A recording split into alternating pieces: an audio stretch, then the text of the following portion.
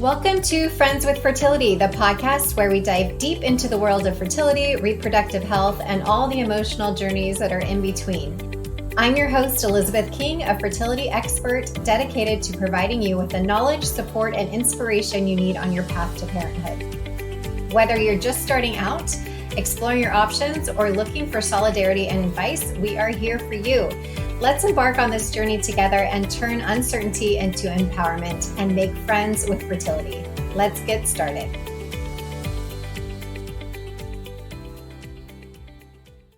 Hey everyone, I think you're really going to enjoy this conversation with Meaghan Doyle. She is a certified genetic counselor and the founder of DNAide Genetic Counselling. She obtained her undergraduate degree in genetics and psychology from the University of Toronto and her master's of science in genetic counseling from Arcadia University. After being hired as a genetic counselor at a fertility clinic, she recognized how few clinics had genetic counselors on staff to support the patients. She founded DNA Genetic Counseling to help make fertility genetic counselors more accessible to patients and clinicians around North America while having less bias since she's not affiliated with a specific clinic.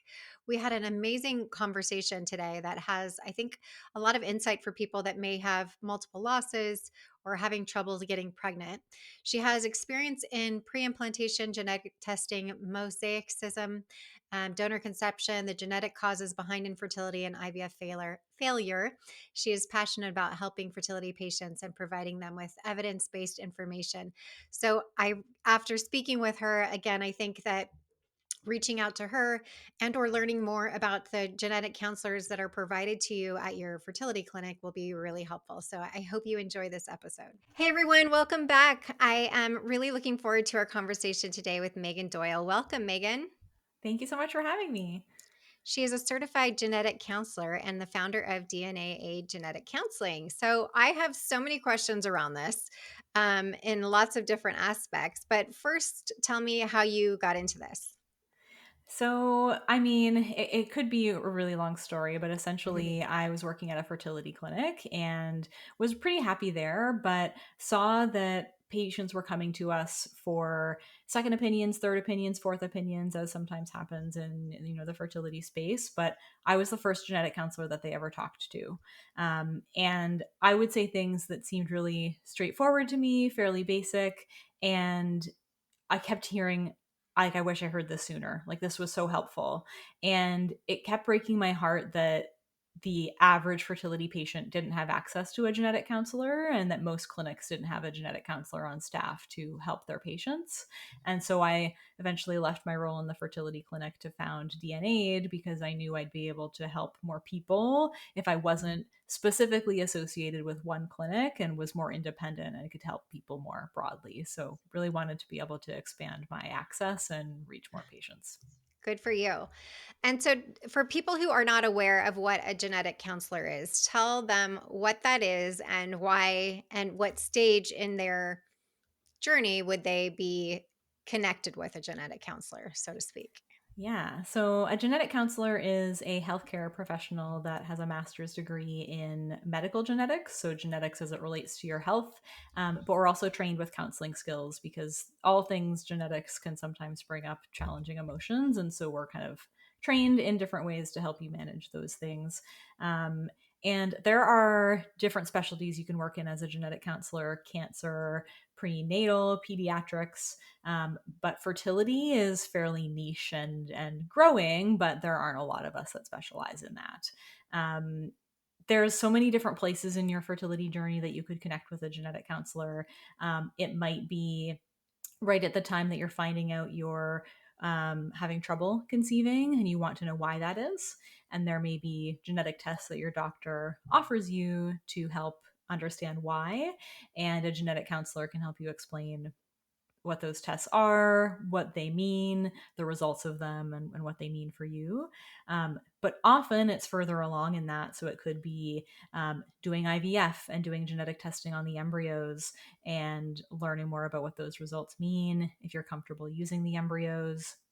If you are working with a sperm, egg, or embryo donor, and there's genetic testing involved for those individuals, and you want to understand what the risks are of using a particular donor, or even if you've had a pregnancy loss and you want to do genetic testing to understand the causes of that loss. So, various stages where we can be helpful. And sometimes I find we're not brought in soon enough. And often patients wish that they had found us sooner. Or not offered at all. In my Right. case, I feel like there's a couple of stages where you say, like, the tissue for us was sent for genetic testing, in 2 of the losses, and they basically said it's trisomy this, trisomy that, but they don't say, "Do you wanna talk to a genetic counselor about that?" They basically said, like, "It's a random thing, it could happen at any time, so, you know, better luck next time," kind of thing, you know what I mean? Yeah. As opposed to, "Do you wanna talk to anybody about what that may or may not mean?" And I think everybody's different, right? And I see this in my own practice just with my client before. Some people don't really want to know all the ins and outs about everything. Some people geek out on it, like myself, and I really want to know what everything means and, want to know more and more and more about it. So I'm sure that you find that as well with the patients that you see as also. But when do you think is a good time to say, no, you need to push back on your doctor and say, "I wanna speak to somebody to find out more information about this or that." Because even when they do the overall, screening, let's say, for the genetics to say, "Are you a candidate to be doing IVF?" They don't they assume, okay, everything's normal, there's nothing you need to talk about, and or maybe there's something that's slightly off, but they don't deem it as something that might be worthy of talking to a genetic counselor, right? But you may go home and start to Google this because you're like, what does that mean? So when do you think it's appropriate to ask for help with this? I think you hit on a lot of them already. If you find yourself Googling, that's an appropriate time. Okay. And it's different for everybody. I think that if you feel like you can answer your questions and they're fairly limited, maybe you can get your answers that way. But genetic testing is incredibly complicated, and a lot of the time, healthcare providers oversimplify it because they don't have a lot of time. Mhm. Especially in the fertility clinic, their expertise is more broad and they have to help you with medications and all sorts of different tests and different outcomes and different options. Mhm. And there's only a little sliver of time where they can help you with the genetics piece. Whereas that's the only thing that I do, and I can spend a whole hour with you talking about one test result. So I think that if you find yourself Googling, if you found that your doctor maybe just didn't answer all of your questions about that and it's just sometimes hard to follow up, that's an appropriate time to say, you know what, I'd like to talk to a genetic counselor to get more information. um, Whenever you feel like questions have gone unanswered about doing a genetic test, do you want to do it? Do you think it's right for you? Do you think that there might be risks that weren't fully informed to you? Or now you've gotten a result and not a lot of time was spent on it. You don't think that it was maybe reviewed with you in enough detail. But there's kind of a third place where I kind of think of us like decision facilitators whenever there's anything involving genetic results, where this might be the very first time you're in this situation with this genetic result in your hand. And I've maybe walked a lot of people through this situation before, and they're not you, but they've been in similar shoes. And so I can really use my expertise in genetics, learn about you, all the different factors you're dealing with, what decision are you trying to make, what path have you already walked, and help you decide what is best for you in that specific situation. So if you feel like you're not sure, do I want to move from, my eggs to donor eggs? Do I want to try this embryo with a mosaic result? Do I want to do another egg retrieval? Like those types of questions are sometimes things that genetic counselors can help with if there's a genetic test involved, Mhm. um, because we've kind of been there before. So, speaking of going from donor to or yourself to a donor, I see this all the time where people are trying to make this decision, but they don't have any genetic information to go from. All they have is I'm 42 or I'm 40 or whatever. And the doctor's telling me because of my age that just means that my eggs are bad and I should get a donor. Now, being somebody myself who had 3 children over 41, I don't necessarily subscribe to that unless you're able to literally say, here's your eggs and they're not good. And therefore you need to go to a donor, not just looking at my age and making that decision based off, the paper. Yeah. Um, how do you suggest people to make those decisions from doing it themselves to going with a donor when there is no real uh, genetic testing other than the standard, you know, I don't even know what they are, but like you could probably rattle them off. I Um, mean, the standard is a chromosome analysis where we look at your chromosomes, we make sure there's no concerns, we make sure that there's nothing putting you at a high risk of making embryos that aren't going to be successful. But that's kind of mhm, the standard. What's exciting to me is that there are newer innovations in the genetic testing space that have really just come out in the last like year or so, where I'm starting to work with patients, not necessarily patients who are over 40, but patients in any age range where their IVF cycles haven't gone the way that their doctors are expecting. mhm, And they've gone through enough rounds now where the same type of thing is happening over and over again. Like almost all of the eggs are immature, or almost all of the embryos stop growing at a certain stage, or kind of specific things that are happening. mhm. And now we've identified certain genes that play a role in those crucial points in an IVF cycle.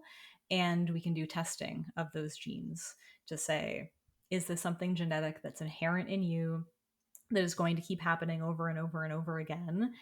And if we identify that genetic cause, for some people, because the research is still limited, it might say, now we've identified something genetic. We know that this is going to keep happening, and moving to an egg donor is going to be the only way to move forward. Right. Um, it's Well, still that seems very much more early. helpful than just saying, "Oh, well, because I see it all the time, people that have loss at in their 40s and in their 20s and 30s, So to me, Yeah. it's like that's not the answer to give me is because of my age because it happens to anybody. Anybody can have these same results if especially if you're not getting tissue tested after a loss, so to Yes, speak, right? So, absolutely. um I feel like the industry is being pushed to be able to give better answers around that because more and more women are better educated about their bodies and what's happening and in a sense demanding to say no, I don't accept that. I want to know more information about this Yeah. and tell me, how successful I'm going to be because it's a huge investment for these people to be doing um, IVF and whatever ART that they may be going down the road if they're knowing that they're out the gate, they're at a lesser likely chance for success because of something genetic going on. Yeah, just saying we assume it's your age isn't good enough anymore. We need proof, and that's hard to come by. But I agree. Testing tissue after a loss is really important. If you're assuming a loss is chromosomal, it isn't always. Sometimes it is, Mhm. 50 to 60% if it's an early loss, but that's not all the time. We need proof because there are too many factors at play for us to be assuming it's that and just continuing on a path doing the same thing over and over expecting a different result for people. Right. And you just reminded me some of the most painful losses that I see from patients are the ones that they do have a PGT tested normal chromosome, or normal embryo and it doesn't stick or they have a loss and they're like, but it was tested, it came back normal, it was a, high grade and how do you where do you go from there with somebody that's wanting to get information of a normal embryo that was implanted to have a loss? I mean, is The, there anywhere to go from there from a genetic perspective? There is one gene that's kind of recently been discovered that I maybe talk to people about doing testing for. I think it's going to open up in the next few years or so, but it's more things where I direct them back to their doctor for things to explore. I Mhm. think often they write it off as maybe the genetic testing missed something. I think that Mhm. we need to explore other things. Again, it's less likely that the test missed something. Maybe it's genetic things we don't understand yet, but I think there are things we understand that maybe they're just not looking into, and we need to explore those things as well. If you're thinking it's something the testing missed, you can again test the tissue and confirm. But I think we're in the early days of looking at other genetic factors, and it's going to really explode in the next few years. So hopefully, we learn a lot more soon. Awesome. So when you're working with a patient, do you recommend would you say, here's the test I recommend you give to your doctor to write the order for you to test? And how do you determine what's what? Is it a standard kind of across the board? You're in Canada, and I would imagine that most genetic testing is pretty universal as far as, the top main ones that we look for. But obviously, as you do go around the world, there are more genetic characteristics found in different areas of the world. And I know even for us, when you're filling out the paperwork, they do ask you, what's your background? Are you this? Are you that? Or whatever, because there's certain markers that can tell in that genetic makeup. How do you kind of dictate what the doctors are ordering for the genetic testing? Yeah, right now, there are a few doctors that I work with more often for this type of thing, but I think it's Hmm. going to increase where patients start to seek this out as they become more educated. And so it's exactly that. I would get kind of their records from their clinic, see what's happened with their IVF cycles. It's like an initial appointment with me where I would discuss kind of the pros and cons of the genetic testing because it's so new. I think it's really important that they understand the benefits, but also the risks and the limitations because um, it's another cost. Hmm. And for some people, we might be highly suspicious there's something genetic, but for other people, it might be harder to know. It will give them an answer, and I think it's important that they know the limitations of kind of what they're getting into. But I would kind of have a list of genes that are on my radar based on what we've seen in their history, and would, yeah, kind of provide them with a requisition that they could take back to their doctor that their doctor could sign. And then usually it's either just a blood draw or a saliva sample. And then when results are back, I meet with them again. And review the results and let them know what they've learned. But it's important they talk to their doctor to make sure that their doctor thinks the test is indicated, that they don't think there's something else that's explaining things because it's um, I haven't followed them over their kind of whole reproductive Sure. journey, and so it's important they have that discussion with them too. I kind of feel though also that no matter what, it's always good to have that information because most times in your life, there's really no opportunity to say, okay, what does my genetic makeup consist of? And do we carry this gene or not? Like, unless somebody's in your family is expressing it and you've seen it and Uncle Joe has had this or my mom has that or whatever, most people aren't even aware that there is something there. So what's Yeah. coming to my mind is just a patient that was doing IVF and they came back with a I guess a disease that could cause deafness in a baby, Mm. and it was on the main genetic one or the standard test, so it's nothing super unusual. But it did give them pause. They're like, oh, that's interesting. We didn't know this was in our family line and that this was something to be aware of, and that their baby could now potentially be the carry or it is a carrier of this now. And we need to watch out to make sure that they're not deaf, right? And to see those signs and things that might come up. So, is there a point where a doctor might say, "Oh, you don't need it. It's not necessary," where we can say, "Well, no, but I actually do want it because I just want to see what I'm made up of," or is it really dependent on them saying yes or no? Yeah, I think that's where there's a difference between this type of testing to kind of explore why you're having trouble having a baby versus kind of the testing you're talking about, which would be like carrier screening, which is less about like, can I get pregnant? Why am I having losses? And it's more about once there's a baby here in my arms, are they at risk of any health Sure. conditions? And I think Mhm. that that is different and more individualized, and kind of just, do I want to learn this information? Right. And yeah, is kind of more patient choice, and do they want to learn that? Because it's more about kind of being proactive and more about your future family and what their health risks look like. So I think that most physicians just let the patients choose if that's testing that they want to do, as long as they're informed of kind of what it's showing them. Yeah. Yeah. I think because where I see it is there are so many, either they have family genetic things like it's a variety of things as you see too, I'm sure, but basically removing it from the family line completely when they're able to do IVF down the road, which is so amazing that we have the technology now that we're able to do that. But at the same time, I know a lot of people think that it's in some ways, dare I say, unethical because we're saying these ones are not good because they have Huntington's disease or whatever it is, right? And versus these ones are don't. Um, so what's your thought on that when people are knowing that they're going into it saying, okay, we want to try to avoid this or that, um, I think but they with have the ability to get pregnant, I guess is Yeah.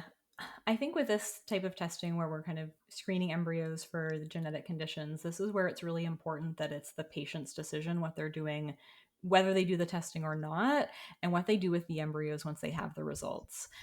My concern is when it's kind of clinic policy based, what they do once they have the results, kind of saying, once the embryo tests positive for the condition, we will not transfer the embryo. hmm, I think that it should always be kind of patient choice with yes. that, Hmm. rather than some other person or group dictating what happens. More about kind of the autonomy of the patient in those situations, because each individual patient and family would make a different choice based on their experiences with that condition. Right. If you've seen it impact your family members in a severe way, that may impact the choices that you're going to make. Your own resources, both financially, emotionally, are going to impact, what you're able to do and who you're able to care for. Your spiritual and religious beliefs will play a role. So I think it's good that we have access to this, but it's becomes more challenging when others are putting barriers on the things we can do with the technology, and it's not left up to the individual people to make Yes, those decisions. that makes sense. And as far as the rules, so to speak, laws from place to place, do you notice that they vary quite a bit in that realm or from your perspective? Yeah, so I mostly work with patients who are in the US and Canada. And certainly, we know that abortion laws have changed significantly recently. But with regards to things like this embryo genetic testing, PGTM, it is kind of fairly open in terms of what you can do. Internationally, there are more rules and regulations on that, in terms of what conditions you can test for, and kind of what you can do in that space. But with the patients that I'm working with, kind of in the U.S. and Canada, there's a lot more leeway, and it is kind of more based on what the patients prefer to do in terms of how they can proceed. Hmm. And I'm curious too. So I say this often, again, being somebody who had children over 40, that when I was growing up, it was if you have a baby over 35, they're going to have Down syndrome. It was just kind of like a statement that was often made. Um, do you see that? I would argue that a lot of the women that do go through IVF happen to be over 40 anyway. So the information may be a little bit skewed, but or over 35, shall I say. But do you see that there's something like that that is a a normal like, oh yeah, Elizabeth is this and so that's probably likely that she's going to come up with that. Like I had two trisomies that they tested, neither were Down syndrome, but they were pretty common supposedly. So is it like, oh yeah, that we see that one all the time? Or is it kind of just a range of different things? I don't know if I'm even making sense with what I'm trying to say, but In terms of like when we do chromosome testing on the embryos, yeah. Well, yeah. whatever comes back, yes, on the chromosome testing that people are wanting information. back on of what does this mean? And you're like, oh, I see this all the time. This is super common. Yeah, I think if it's like maybe what people come to me concerned about that I like reassure them on a little bit Hmm. would be when people have those mosaic results on their embryo Right. genetic testing. And we talk about like high level versus low level. And this might be getting like too specific, but there are different factors in these results that play a role. And some people think that certain things are really bad. And then I often come to them and like dispel myths about it because there's lots of different factors that play a role. And so someone might come to me and think like this embryo is going to have a terrible chance. And then they leave my appointment knowing that it actually has a pretty good chance because there's more than one factor that plays a role in like interpreting those results. So I think that's more like a myth that I bust with people a lot of time. Which is interesting because the mosaics in our world are really, you know, the last ones that we would choose, obviously, and most of the time it's like a really hard decision to even transfer a mosaic. Like, and do you think that not all mosaics are created equally in from what you've seen, or how Yeah. does that work? Definitely. Yeah. There are lots of factors that play a role in which ones have a better chance and which ones have a lower chance. And then all the traditional things we keep an eye on too, like day 5, day 6, how they look under the microscope. There are so many factors, but like just like when embryos test normal, I've had people complete their families with like the worst mosaics. So like it's all just things that may play a role in the success rates, but nothing is a crystal ball. You never really know. Okay.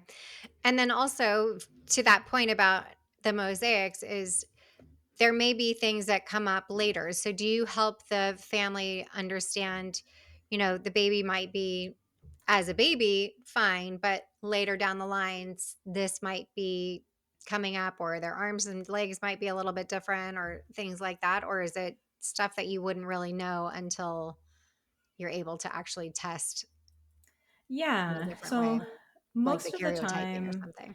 yeah, most of the time when we're doing karyotyping so far, the chromosomes are normal a lot of the time. And if that's the case, we're not really expecting there to be a lot of long term complications. Um, there's early studies now that are coming out where the children have been assessed like 3 years after birth, and there haven't been any higher rates of anything concerning, which has been Hmm. great. We still need bigger numbers and we still need to follow longer on. But I think mostly with mosaics, we're more concerned about the chance of you having a baby. So, lower chance of getting pregnant, higher chance of having a miscarriage. There are small chances that there could be a health concern with the baby, but that's not our biggest concern with these results. Right. So, what advice would you give people when they're thinking about reaching out to a genetic counselor? I mean, I think what's most helpful for me being the genetic counselor is um, if you're able to be open with us. And I know that's really challenging that when we're strangers and you've never met us before, the more that you're able to tell us what your questions are and kind of where you've come from on your journey and what branching decision points you're trying to make, the more open you can be and the more vulnerable you're able to be, the more we can help you. And so that's kind of the advice that I would give is we all generally get into this because we sincerely care about you and your well-being, and the more we know about exactly what you're struggling with and where you've been already, the more we can help you. So I personally love it when people come like with their list of questions, or they can give me their question list in advance, Mhm. because then if I don't know something, I'll research it for you beforehand. I like put PowerPoint slides together for everybody, and I share my screen, and we go through everything together. And just knowing exactly what you need helps me help you better. So the more open you can be with us, I think the better we can help you in what you're looking for. Thanks, Megan. So, again, you're reminding me of a patient that I spoke to today she had a late term loss because there was something genetic happening. So they needed to terminate. She hasn't been able to get pregnant recently or since then. And I want to say it's been a couple years. And she's sent me her blood work, and there's a couple things that are high on there, and yet her IVF clinic is saying that the blood work looks normal. Her blood work looks normal, and she's ready to go for another round of IVF.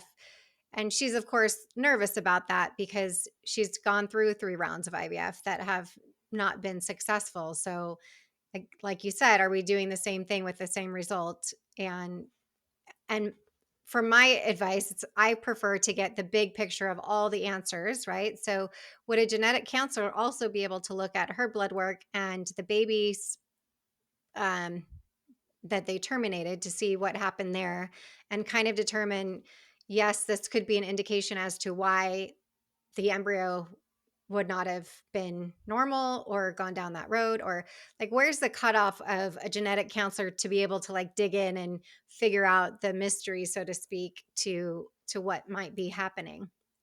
Yeah, so in the fertility space, we could kind of help that patient understand the loss that she had in the past, the genetic testing that was done, understand it in a lot of detail, talk about the chance that it could happen again, or the chance that it could impact in maybe different ways, just depending on what we're seeing. Like, could it cause infertility? Could it cause recurrent losses? Those types of things.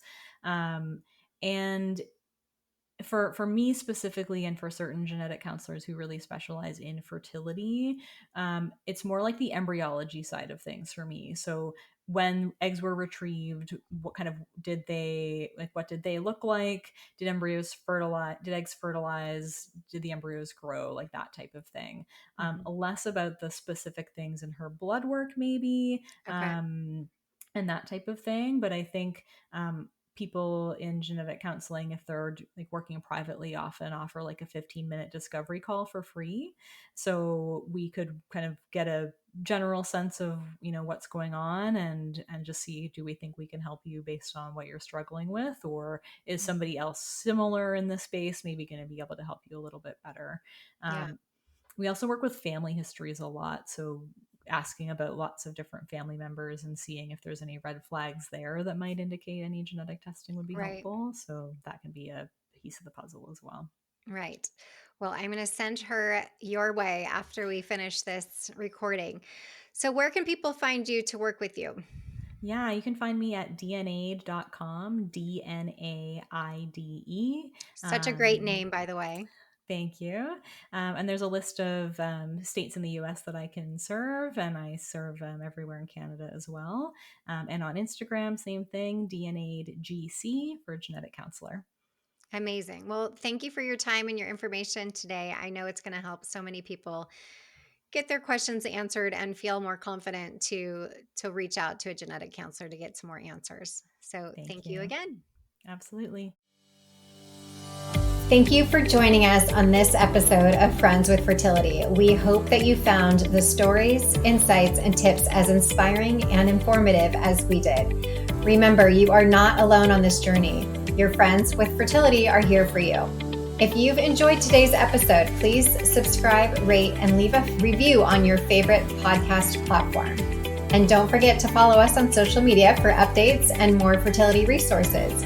Until next time, stay hopeful and keep believing in your journey, and know that we are sending you lots of love.